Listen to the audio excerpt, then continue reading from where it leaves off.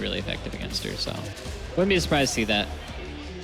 See if Santorin brings out the Twisted Fate here. Also, Janna's still available. Lasquai played it last game. Does he want to play it again this game or not?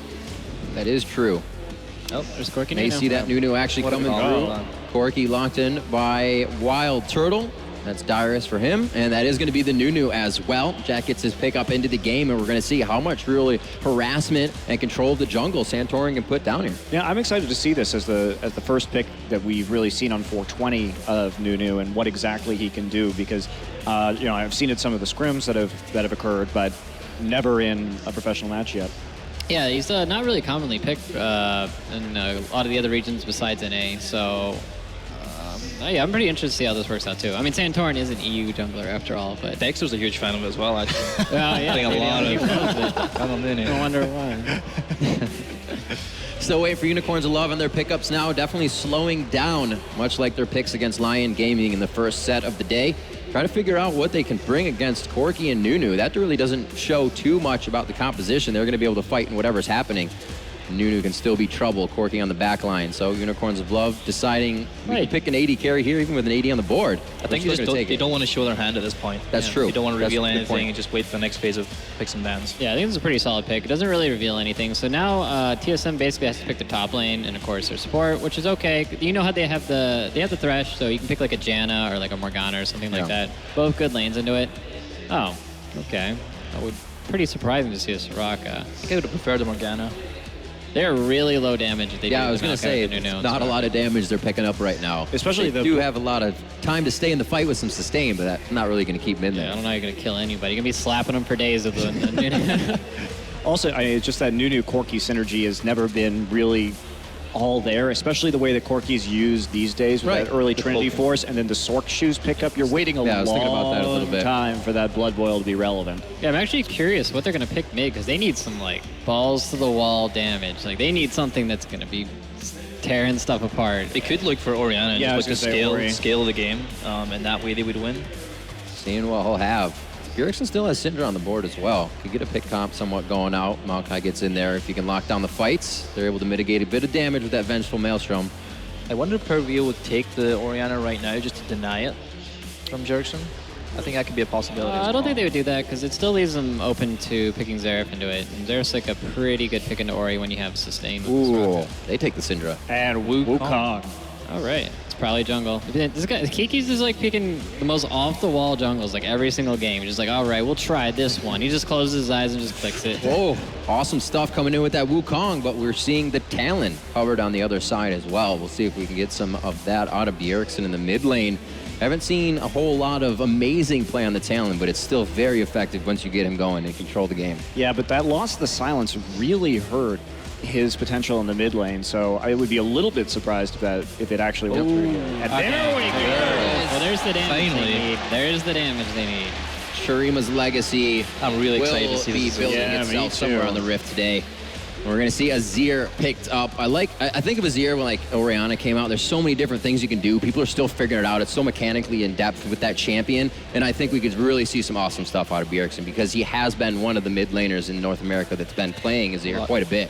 Yeah, this is going to be a team comp where TSM just groups up really early. I wouldn't be surprised on the second blue even, they're just going to group up and just start rotating around the map and just taking turrets. Azir kills turrets with Nunu buff. It is like disgusting how fast. He's literally just like, dead. Like three hit. Like, all right, we'll see if the composition comes to be. We are going to be getting a game 2 shortly after this break. Stick with us for the Intel Extreme Masters League of Legends competition.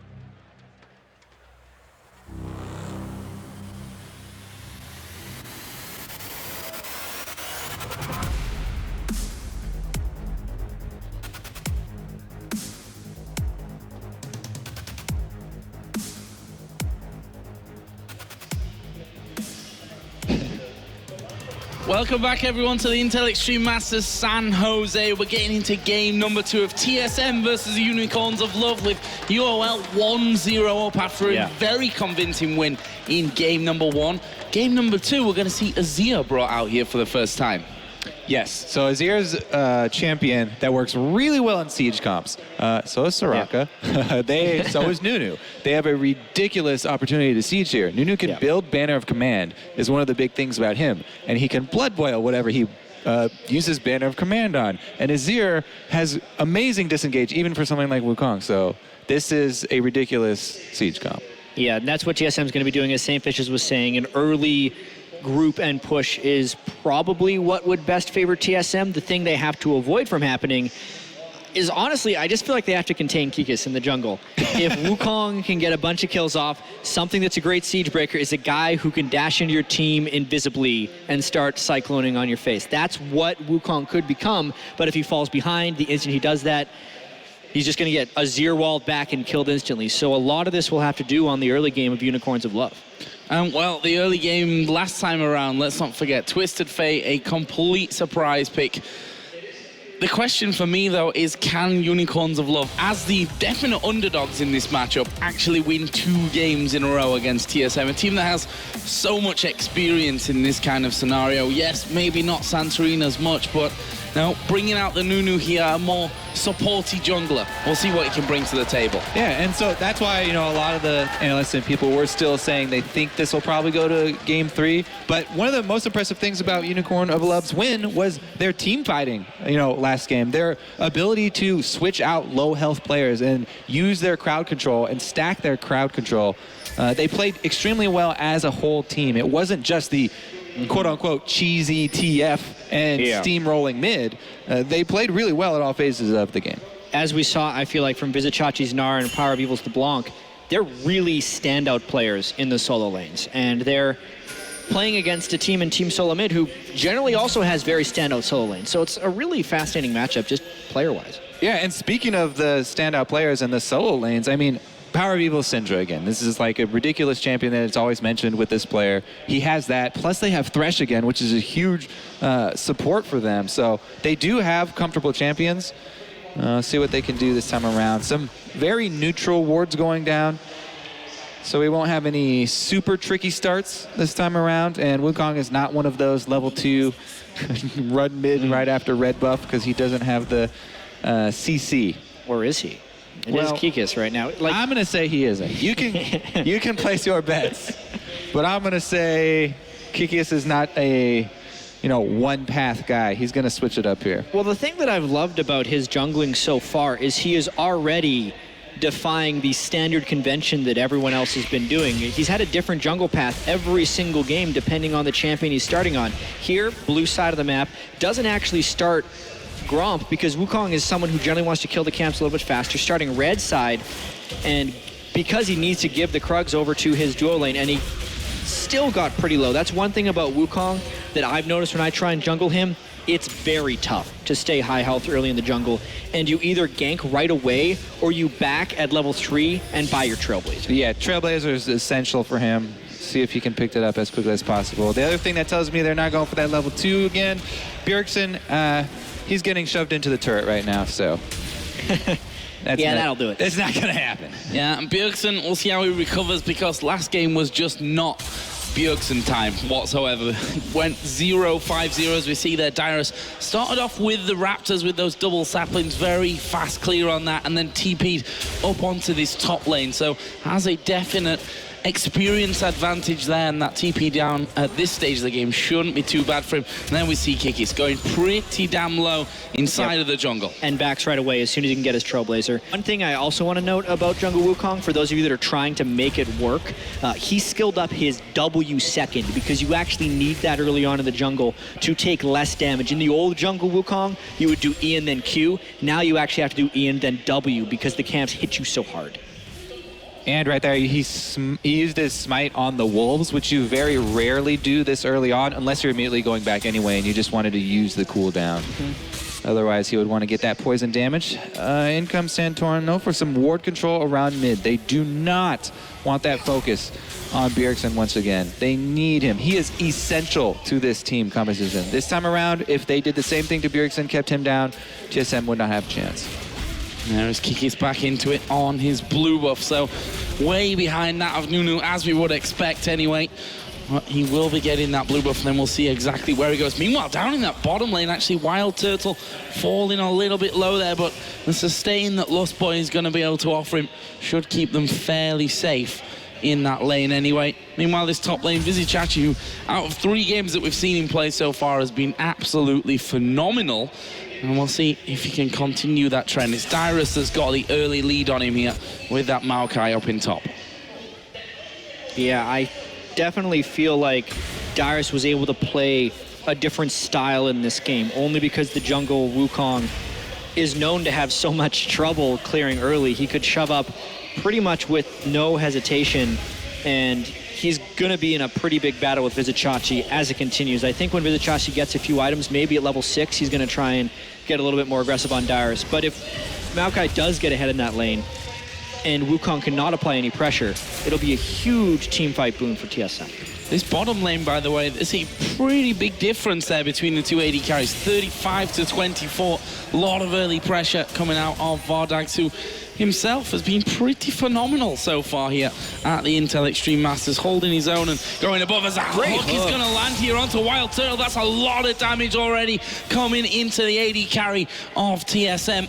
And again, Lost Boy is going to have to do all the work to heal him back up. And man, the Thresh for them, once again, really, really on point with his hooks this time around. Since there's so much focus put on this Unicorns of Love solo lane players, you know, there's very little attention paid to the bottom lane, but they are doing a lot of work down here, establishing a nice little foothold for themselves. Continue to fight that out there. If you look at CS in other lanes, mid lane is in favor of Power of Evil, been pushing Bjergsen pretty heavily in that middle lane. Top lane, though, is, for the moment at least, with Dyrus, and he has constantly been pushing wave after wave into Vizichachi's turret. Yeah, that is another thing to note. You know, even though you have Nunu, it's not immediately, oh, mid lane. And is Bjergsen going down? Whoa. The Ignite is ticking. He's already used a barrier, and he does get first blooded here. Last take of Ignite from Power of Evil. And Bjergsen kind of starting off where he left in the laning phase of game 1. I mean, that's one of the big reasons Power of Evil is shown on Cinder, but Bjergsen just needed to show a little bit more respect in that lane. When we panned over there were a ton of orbs already on the ground. Power of Evil was stacking up orbs on the ground for the moment he hit level 6, so he would be able to ult Bjergsen. He got the timing right, he got 6, and he got the kill. Oh, that hook actually missing there. Wild Turtle is very low. The exhaust was used here on Vardax. Are they going to try and fight this one out? A lot of damage back onto Vardax there. He's trying to escape this one, get back off to his turret. Still has Summoner Heal and Flash available, but Lost Boy just healing Wild Turtle up despite all that damage coming through. Oh yeah, that mistook really cost them. They lost a lot of the health advantage that they did have in lane and had a hard time grabbing most of those CS that were built up in the lane. Sticking around here though, Wild Turtle's going to get topped off by that Soraka, and they can keep up the pressure on the turret. This is what TSM is going to need, some good mid-game turret pressure with this team. I'm really surprised that we haven't seen more from Santorin's Nunu. As a counter-jungling champion up against a known Wukong who is a struggling jungle to stay at high health, not getting any deep wards, not counter-jungling a single camp, and farming your jungle straight up until level 6. Maybe because he rushed the Sightstone, he'll be able to do that. But in the meantime, his lanes are losing, specifically Power of Evil applying absurd pressure mid. Yeah, even if you don't feel comfortable going for counter jungling that early, at least relieve some of the pressure here. There are plenty of options for him. Nunu's not the strongest ganker, but he's very good at even just running into lane to blood boil the laner and then throwing on the snowball just to relieve some of that pressure and enable your laner to get some CS. Oh, there's Vizichachi and Dyrus going head-to-head. Vizichachi getting some health back. Can he, though, escape this one? Dyrus is putting down a lot of damage in there. One sapling at this point should be able to finish it. Flashing, an instant flash, though, from Vizichachi will mean that those summoner spells are traded. Good flash trade there. Dyrus continuing to put some pressure up in the top lane. This is the only thing really going for TSM early on in the game before they can set up some type of siege. And now we really have to see if the vision control can give them an edge. But honestly, vision control only helps you if you're actually winning your lanes or if you're actually able to make plays on it. You can have all the vision control you want if Power of Evil is destroying Bjergsen in mid lane. Yeah, and you said, we've not seen enough of Santorin. We've not seen him, actually, other than in his own jungle, trying to farm things up. He's now level 6, so we'll see what happens there, but so is Kikis. And one thing they've got to be careful of is, wow. Inside of the enemy jungle, Power of Evil will come through. There is the stun. Wish was actually used. Can they finish up? Ulti comes through, but Santorin had too much health at that point. Power of Evil not able to finish off. Also left Vardags completely alone down that bottom lane. Wild Turtle doesn't land that second rocket, but it may just force Vardags back. Yeah, one thing we have seen over and over again today, support roams are really important, but immediately the teams facing the support roaming take advantage of it, and they punish that AD as expected. Wild Turtle getting extremely aggressive there. And I actually have to say, Santorin was rather effective there, taking all the damage from Power of Evil. Even just that, being in the presence and engaging in a fight, burned Power of Evil's ultimate and gives Bjergsen some time to breathe in lane, actually gets some CS, and now, because there was so much invested on a Santorin, quick shot back to base, time for Dragon. Yeah, this one's going down here, I think. There's no one anywhere near it currently for the Unicorns of Love. And I think this is Dragon number 1 going to TSM. Did reset there slightly. This thing is down the back, will hook through, but that one's already gone. Santorin picks that one up. Yeah, extremely effective job of juggling the aggro of that Dragon. It's actually even easier than it ever was because the wind-up time on Dragon's attack is so slow nowadays. They didn't have to take any damage of it. Since you're Nunu, no fear of getting a smite steal or anything in there. TSM just playing that slow, team-oriented game, objective control, and they will switch over to the turret game. Will we get... Yeah, there is Kikis, actually utilizing that free Oracle to get rid of the Tribush ward. May be able to be brought in there with the Lantern. That's something you've got to be careful about. The Cyclone directly on top of you, especially for Soraka. Of course, Wild Turtle, once he spots that, can maybe get the Valkyrie off in time.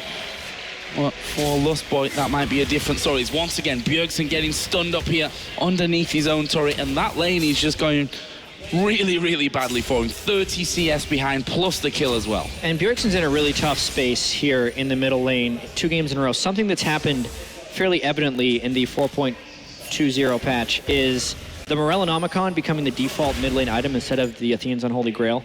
Generally, the Chalice on this patch is not giving mid laners the mana regeneration they actually require, but because they're opting for the Morellonomicon, just more damage and enough mana regeneration, it's making it a much swingier matchup because there's no MR for either of these guys, and especially since Syndra is such a burst mage, Bjergsen has to play even more passive. If he gets hit by one stun, he's in danger of death.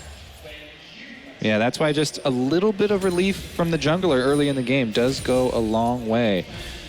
A lot of people were wondering how Santorin would perform, under the pressure of the first, big tournament here with TSM.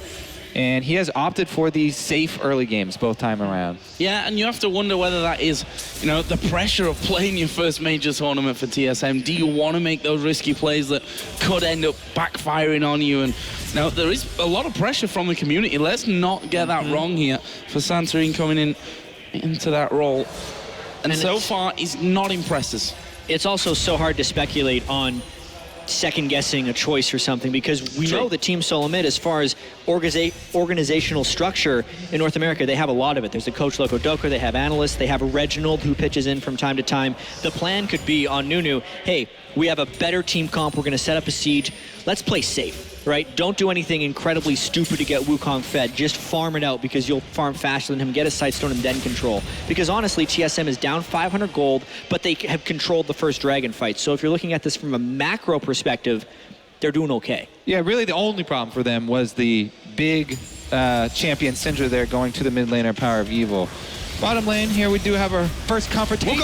Oh, Wukong coming in, Cyclone down. Lustboy actually taking a lot of damage. Wish will be used. TPs as well from both top laners. Vizichachi gets the stun onto Santorin, but Vizichachi himself losing a lot of HP. What's going to happen here as Dyrus gets hooked in? Not the man you want to bring closer, but here comes Power of Evil, and they get one onto Kikis. Lustboy's going to go down. Bjergsen now moving in from the side. Good little Lantern will bring Power of Evil away, and in the end, it's a 2-0. Lustboy ended up dying along with Wild Turtle. Unicorns of Love collapsing on that bottom lane. That is why we keep highlighting the importance of control of the mid lane. Just that control of the mid lane, it was pretty much even here. Teleport for teleport, jungler for jungler. It's the roam of the mid laner. He gets down there first. He has the high impact ultimate. Boom, somebody's dead, and they won the fight. An impromptu 5v5, and because he had the edge in the mid lane, it's not even about beating him to the roam. Bjergsen has to lag behind. You can't contest it because he'll kill you. Exactly, and that's the big reason they were able to turn that fight. TSM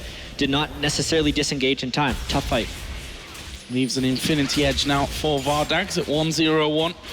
Morellonomicon, of course, was in there earlier, and Irelia's not too far away from picking up that Trinity Force. Should also mention that Dyrus, that Rod of Ages was done for him, which obviously will make him feel a little bit more comfortable. So, for someone who was doing so amazing in the top lane this tournament, Vizichachi, and also for the first pick Irelia, Dyrus did an exceptional job. There was no jungle pressure in the top lane, and Dyrus won that lane 1v1, traded flashes in an aggressive fashion, and is continuing to outfarm. So that's going to be a pretty interesting thing as this goes forward. Well, the other thing is that Vizichachi now has 4 men trying to collapse in onto him in this top lane. Actually done a good job as he jumped over to Wild Turtle. The question is, where does he actually go? And what do the Unicorns of Love do with this? How much time can he waste? Yeah. This whole TSM I think he can team live. is chasing him. I think he's going to wait for the Thresh Lantern to be scot-free. Well, Jack, you're not wrong. Aha! Lisan coming in from the side, the Lantern comes out, and the funny thing is this might actually turn in to the first turret of the game now for Unicorns of Love. They've got a decent wave, in fact a second wave will join them, and that outer turret in the middle lane will in fact fall now. We did see Bjergsen recalling, the rest kind of looping back around through their own jungle, and Unicorns of Love might even get damage onto the second tower. What an upset this would be if TSM falls 2-0, Unicorns of Love. Dyrus engages from behind. No turtle. Where's the team? Yeah, completely caught out here. The box has gone down. It's taking a while to kill Dyrus, who flashes away. Can Kikis finish him off? Kikis will actually fall low himself there. Dyrus actually still alive. Meanwhile, Vizichachi less than half HP. And how Dyrus survived that one, I'll have no idea. Kikis also Soraka. Blinking red. Well, yeah, Soraka. I say no idea, and it's actually quite obvious in the end. But it will steal away a blue buff on the way out. And there's the damage there. Vizichachi low. Flash from Bjergsen. That'll be his first kill this game. Bananas, Joe. That is how. Then Bjergsen, he's finally able to get his first taste here. He gets some money on his ear, and that's what they really need. Like we said, he is the crux of this team fight. The TSM team here, another dragon What a to stack critical up really juncture. quickly. What a critical juncture in the game that just was, not being able to close those kills and then getting trapped in the zone of Azir. Now 2 dragons to TSM, holding on by a thread, quite honestly, but still holding on quite well. 2 dragons, and honestly, if Azir gets going a little bit and they can play the zone control game, it is a ridiculous amount of damage that Azir can output. Look at the items that are coming in now. Trinity Force is done. Bjergsen, he just got a kill on top of his Morellonomicon, so he's already got the second Fiendish Codex, and he can turn that into item number 2. If Nunu does decide to go with the Banner of Command, then their siege gets really scary really quickly. Dyrus's Rod of Ages has been stacking, so TSM is coming up on the point where they can, try and collect some gold from the last 2 outer turrets, and if you secure 3 dragons in a row, it gives you a really, really good presence in that mid game, because 4 and 5, you're coming up on that 5th dragon buff very, very quickly. So Wild Turtle there just waiting inside of the brush. Actually was pretty much just watching Vardags go about his farming. Let's not forget that tower in that bottom lane still standing. Teams tied 1 apiece, but it is down to half HP, so Lustboy and Wild Turtle might get a good chunk of damage onto this one before we do see Hylissang coming back into this lane. Nunu also down there as well, so Unicorns have to be careful. Speaking of Hylissang, he's already got distortion boots on his Thresh. This guy is a playmaker at heart. He just wants flash up that much quicker. He's spending money this early on it. Only a Sightstone completed, not upgrading to face the mount or anything yet. They might need some AoE magic resistance as well pretty quickly. That would definitely help them out. Yeah, I feel like rushing the Aegis might have been a little bit better cost, but we'll see if he can make some flashy plays. We'll see if that flash really makes a difference, because specifically the cooldown of the flash. The first one he could have done forever, but then if he does it really quick after the cooldown, then it's worth it. There's a lot of value in that magic resistance aura against this TSM squad. There's Bjergsen once again, 40 CS behind that hook, was also close to landing. We did see Power of Evil making his way towards that bottom lane. He'll actually be replacing that role by Kikis now. Well, there is a Tribush ward there, so would have been spotted either way. And that turret hanging on by a thread. Wild Turtle might be able to just solo that one out. Just trying to take a peek here as to exactly who's around and who's gone home. In fact, there's nobody left there. Wild Turtle could freely tank that one up as Power of Evil catching Santorini. Oh, there's the flash from Hylissang. Can he land the hook? No, he goes a little bit wide. There's a turret as well, finished in the bottom lane by Wild Turtle. Yeah, and Jungler showed, and he soaked up another Syndra ult. So Nunu, the punching bag, doing some work there. That's honestly what he is in a lot of these games. You're just trying to be as big a distraction as possible and wait for the siege to happen. However, there's reduced coolant on that Thresh flash, so it's actually not as big of a win as we think. We'll see if that does come into play soon. I don't agree with that purchase whatsoever. I'm pretty sure we're on the same page there. Well, I'm gonna be the one that keeps the faith then. Say next flash is gonna be the one that wins them a fight, or possibly not, depending on how much I'm jinxing them on that one. So, what comes up next here? You see Baron spawning in now at 20 minutes into the game. Unicorns of Love still 1,000 gold ahead in this matchup. But how much of that is just completely knocked out with those stats from the Dragons? Yeah, at this point I feel like TSM would have a slight gold edge as long as they don't get one-shot by a Power of Evil Syndra.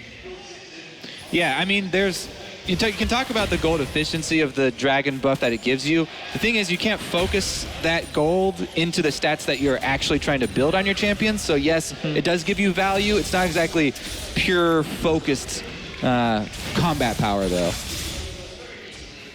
Well, they could certainly do with a little combat power at this point. Vizichachi once again pushing that top lane out, and he's already on the tower.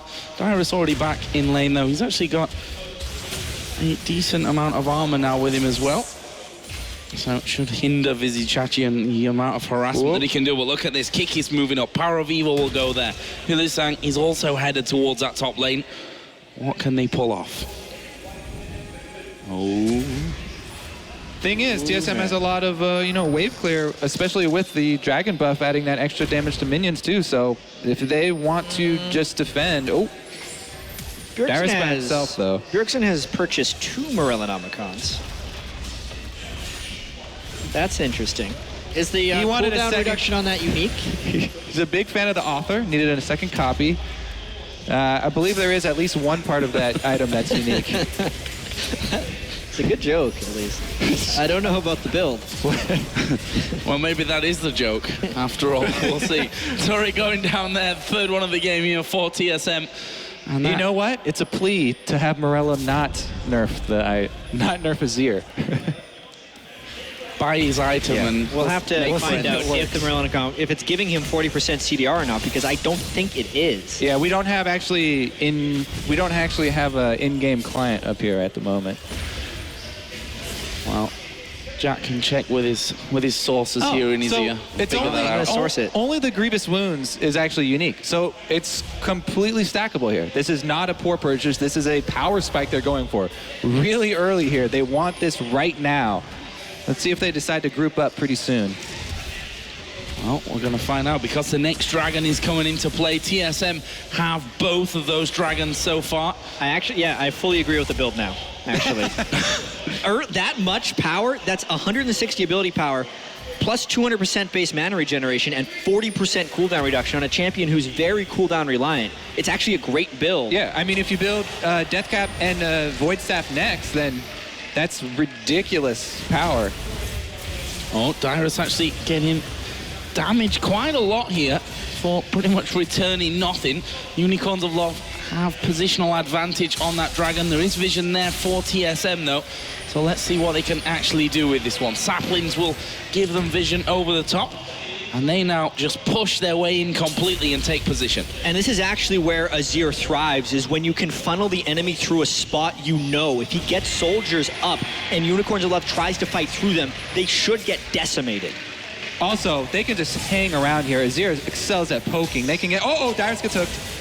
Well, but rest of the team wasn't really there. Aurelia's clearing bottom, so Unicorns of Love just trying to buy some time to thin out that wave. They would not like to use their teleport, but they might have to. Oh, Dyrus going very deep, but Hilly-san going low from this one as well. We see Wukong having to get away from it, and Power of Evil will be focused down. Vizzy Chachi is in the middle of the team though, and he's wrecking faces. We'll see Vardax fall. Hilly-san will fall. Now Kiki's coming back into the fight. Bjergsen, a lot of damage, but not much health. Will fall as well. And now with Hilly-san coming in, landing another hook. He might have baited his own death. No, he survives. And Vizzy Chachi gets the killing spree. And that is a 4 for 2 in favor of the Unicorns of Love. And really, really importantly, they put a stop to the dragon streak. Nunu's still alive with Flash, though, so maybe I've spoken too soon. If they get it low enough, Santorin could just jack that. Yep. They're still doing it. That's bold. This is really, really bold. I mean, it's low enough. He's got it.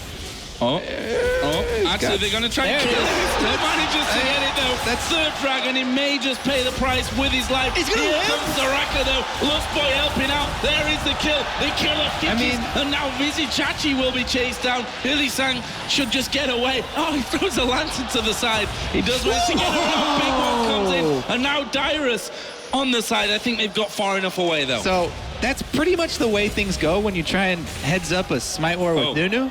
That's the way things go with the Deathcap Syndra, too. What a weird game this just turned into. But yeah, 3 dragons for TSM after a really crazy fight, which at this point it's almost too late to talk about, but a really good 2-pronged engage that he started to win the Unicorns of Love fight. First Wukong going in, getting the Azir wall out, and then Aurelia jumping in again afterwards from a different angle. Was really just a brilliantly played team fight by Unicorns of Love, and a little bit of a boneheaded dragon attempt there by giving it up to Santorin. Yeah, the big reason why Azir is so good for the sieges is because, not only the poke, but also in all the lanes, people are funneled in, and the wall really takes up most of the space of a whole lane, and you can shove off the whole team there.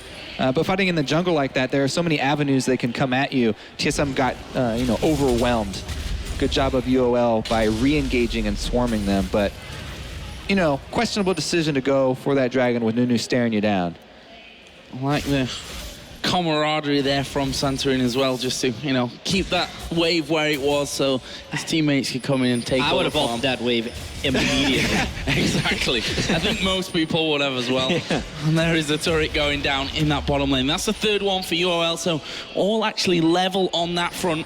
In terms of gold, it's 2,500 Unicorns actually pushing up through the TSM jungle, and TSM gonna have to react to this one quickly. That inner turret already taking a lot of damage and will surely fall before they can do anything. Here comes the hook from Hilly-san. Won't actually connect into anyone. They take the tower though, and this could be a 5 versus 5 fight from the side. Good scum, good poke going down here for TSM. 1 snowball lands. Blood Boil that Corki there? I'm not sure they're afraid to counter engage. Be careful, Kikis turns around. This could be really bad for TSM. Santorin gets a good channel off, but Kikis right at the back doing all the damage. It's a double kill coming out for Vardax. Can they now lock down Bjergsen and Lustboy? Kikis trying to dash off. Vizzy Chachi, of course, no tower there, or until at least Azir gets involved.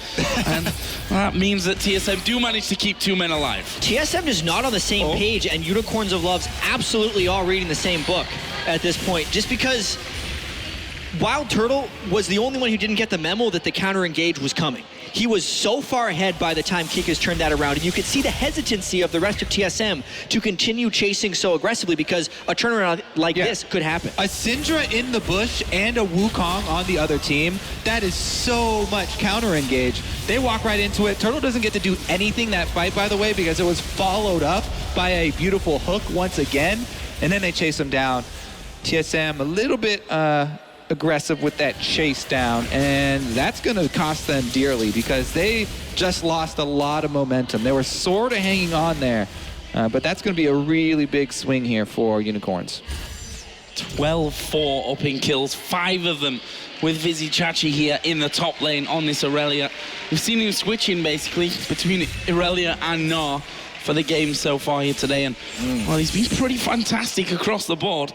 Some real individual talents that they've got, Unicorns of Love. And, you know, it's not often that we see the amazing individual talents plus the teamwork really coming together as well, but they seem to have everything. So much better this series, too, than the first series as far as the teamwork is going. And I have to say, Kikas might be my new favorite jungler. He's played so much stuff. Kale, Twisted Fate, and now Wukong, completely off meta that has happened so far in the 420 patch.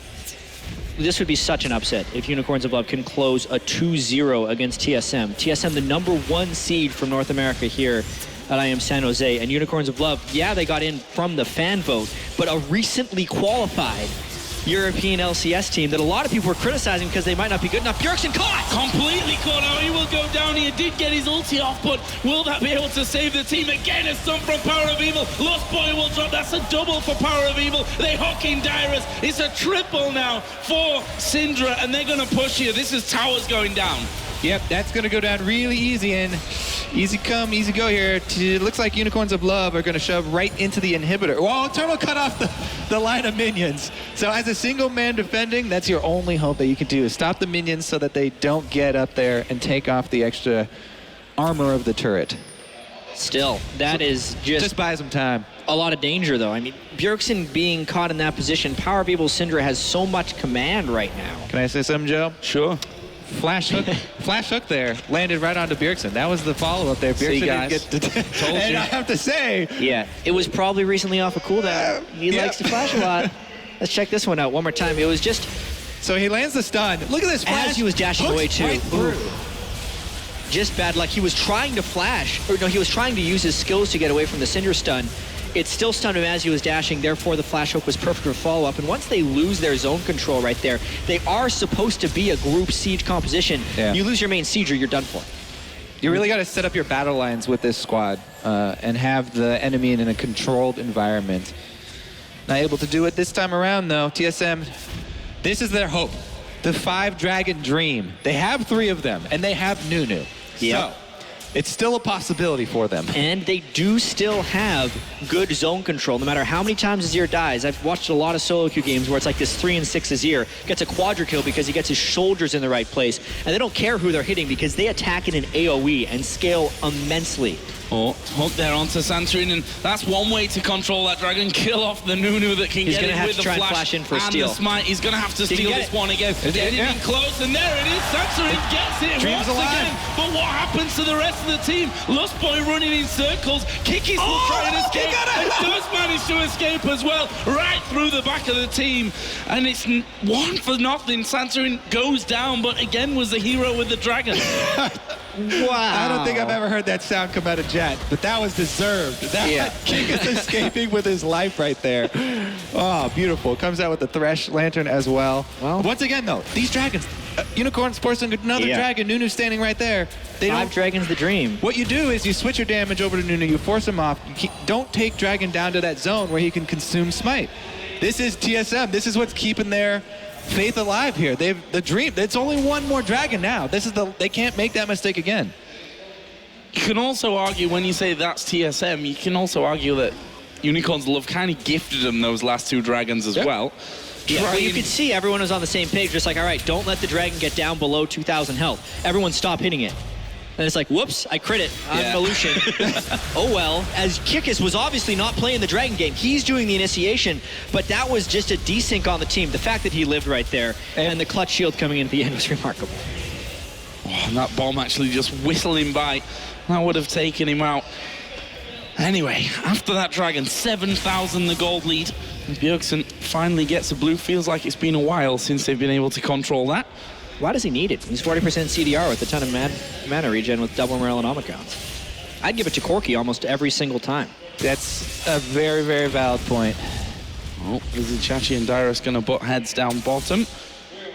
Not really too much coming out of that. Frozen Heart for Dyrus. And his Spirit Visage on the other side. Hex Drinker as well. And a bit of armor coming next for Vizichachi. So, Unicorns of Love struggled in the first best of 3 to close out the games. Game 1 against TSM, though, looked a lot smoother. Question is, what do they do here? Especially since TSM still have that 5 Dragon possibility going their way. Yeah. Try and play safe. You know, if it's always a possibility to turn around a poor tower dive, even if the team is this much ahead. So they can rely on that. They do have decent tanky stats, and they have a Azir, so or base race, to turning this around. Base race is also an option. They have got Nunu. Ooh, yeah. How much can they trade? I mean, it depends how well Dyrus can clear this wave. Not well. Well, let's see. That inhibitor turret is going down. TSM It's really close. taking the inhibitor turret and the inhibitor Going now. from the They side are is actually very, better very than going close straight up on mid. this one. Yep. Power of Evil. It's going to be Hulisang that actually controls it. They probably need to get the towers here, though. Dyrus will be taken low, but not finished up on the other side. It's TSM's trying to bail out, trying right? to hold on. The Nexus gonna lose turrets on the other side aren't being held. The Unicorns of Love are pushing right in. They take both Nexus turrets. The Nexus now being focused down. Look, Boy comes in. Well, look at the damage to the Nexus. They're going to get it. The Unicorns of Love move through into the final of the Intel Extreme Masters San Jose after a base race. 2-0 for Unicorns of Love.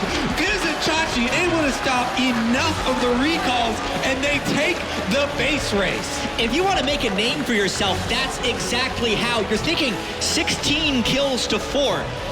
Why would you opt into a base race? Well, because you know you can do it faster. They had the Lucian at that point. Yes, they're against a Nunu. Corki doesn't necessarily do it. They just did the math really quick in their head, figured they'd be faster, won the game of chicken and the series 2-0. This is such an exciting team. They are gaining a lot of fans very, very quickly here. Unicorns of Love, going to be one to watch for next year. And this year. And that's the thing, right? Everyone said, why? How did the Unicorns of Love get voted in from the fan vote? A team which have only just qualified for the LCS and before that didn't really have a name for themselves.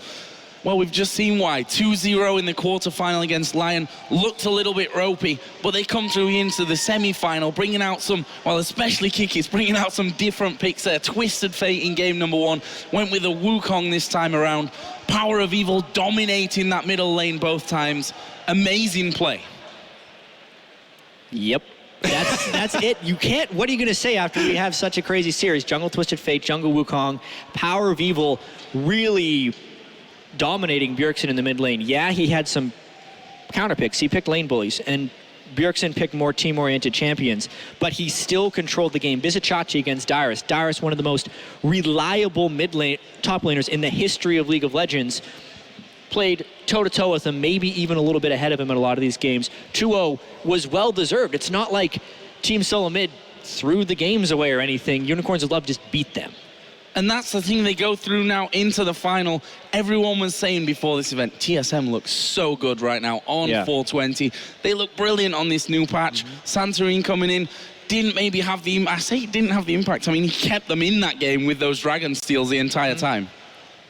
Yeah, I mean, as Jet said during the game, like, it could have been a team decision. Like, that was the strategy, is to, you know, you don't always have these moves planned out for the jungler. But yeah, it did seem like not a lot of presence coming from him.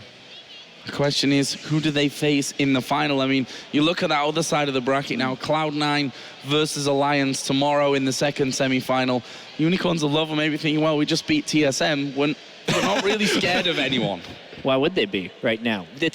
It's a similar story, potentially, as of Cloud9 when they joined the LCS, right? They have this really, really crazy, awesome promotion tournament experience. We're like, man, this team's really good. Yeah, they'll probably do all right. Maybe they're not that good, but who knows? They just destroyed Team SoloMid 2-0. Well, Alliance might have something to say about that, but they have to meet Cloud9 first of all in the semi-finals tomorrow. But for now, we're going to head down onto the main stage where Shox has one of the players from the Unicorns of Love.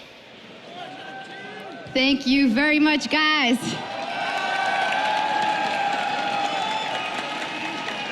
First up, congratulations. 2-0 Lion Gaming, 2-0 Team SoloMid, Vizichachi. Well, first off, can you please explain how I pronounce your name correctly? Yeah, sure. You pronounce it Vizichachi. Vizichachi. All right.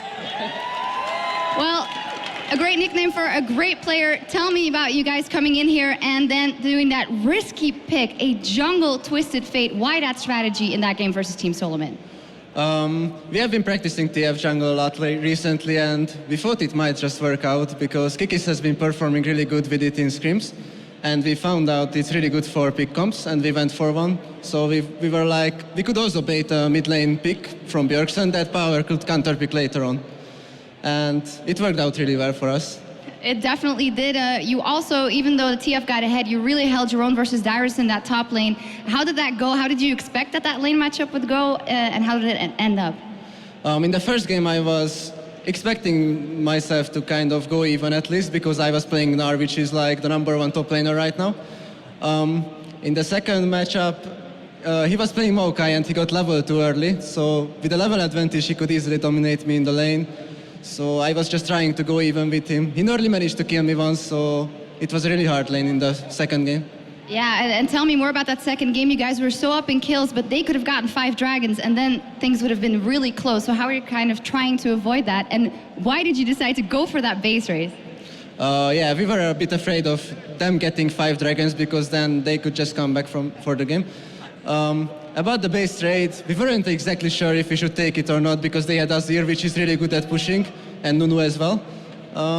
But we still went for it, and I could interrupt the recalls, so it was really good again. It was fantastic. There's actually a dramatic improvement from your first game versus Lion Gaming, and now this one versus Team SoloMid. I mean, what are we going to see tomorrow in the final? We have got some tricks up in our sleeves still.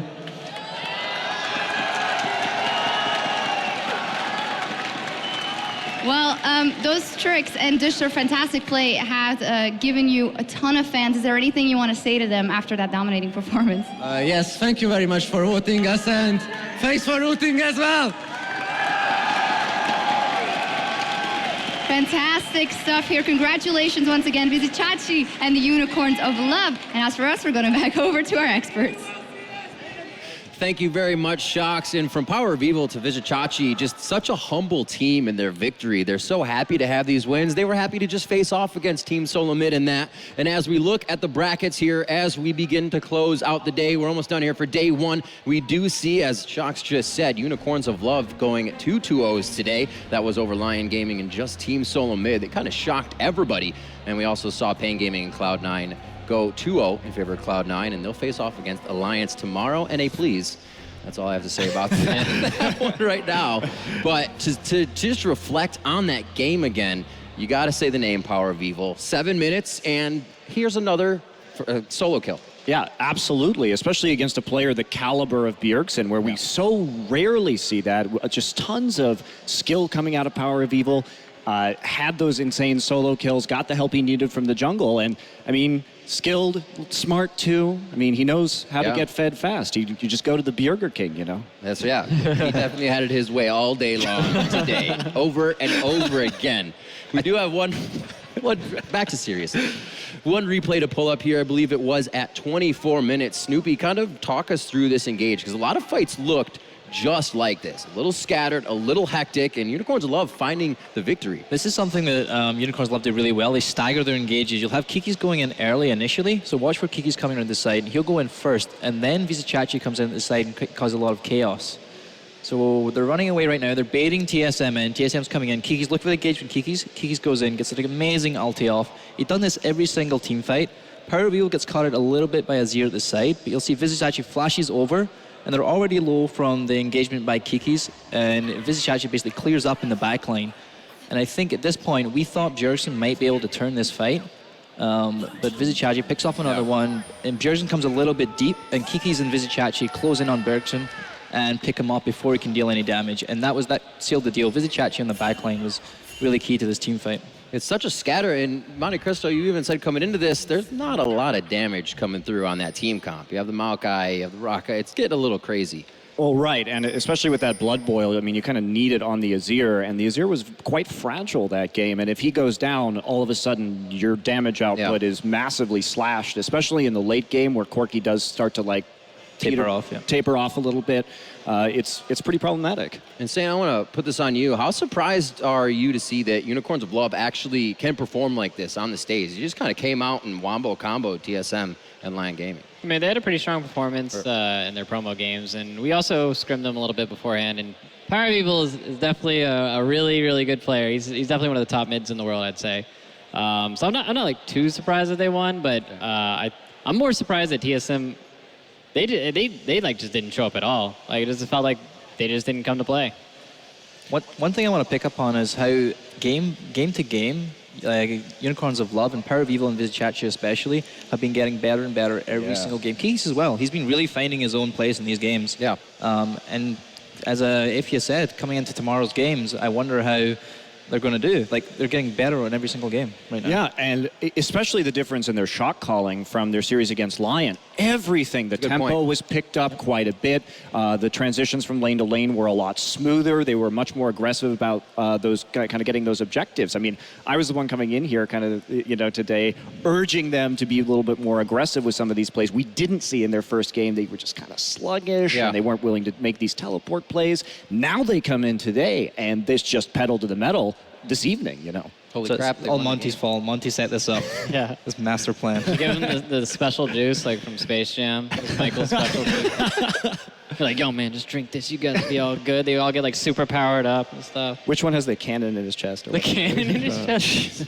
Well, I can expect that everybody, NA, EU, NA, even if they can, to start trying to get scrims against Unicorns of Love. Obviously, bringing out a lot in the jungle. You're not going to get that much diversity out of a team unless you're in scrims, and they're doing it here on the main stage. So definitely putting on a show for everybody. They were voted in, and they were definitely a team that's showing up here. And to say they were voted in, a lot of Reddit was like, oh, it's about Poppy. Yeah, Power of Evil's good on Ari and stuff, but the Poppy's going to be cool. And we didn't even get a chance to see that, and they still crushed. Well, did get banned one game.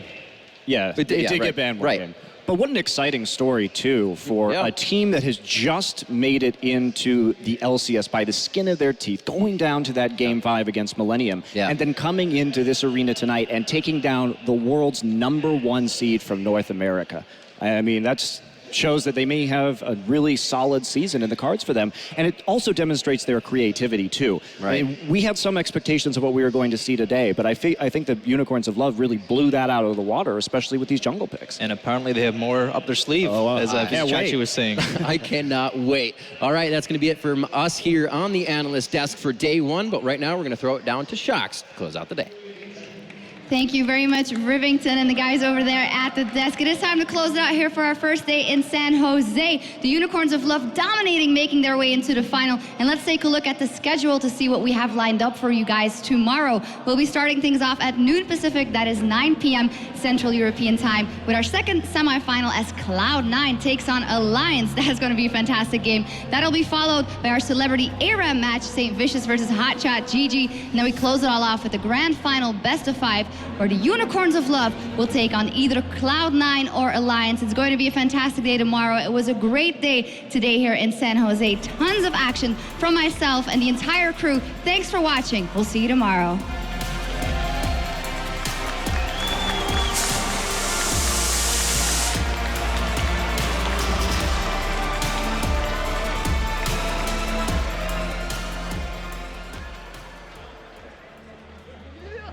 That was awesome.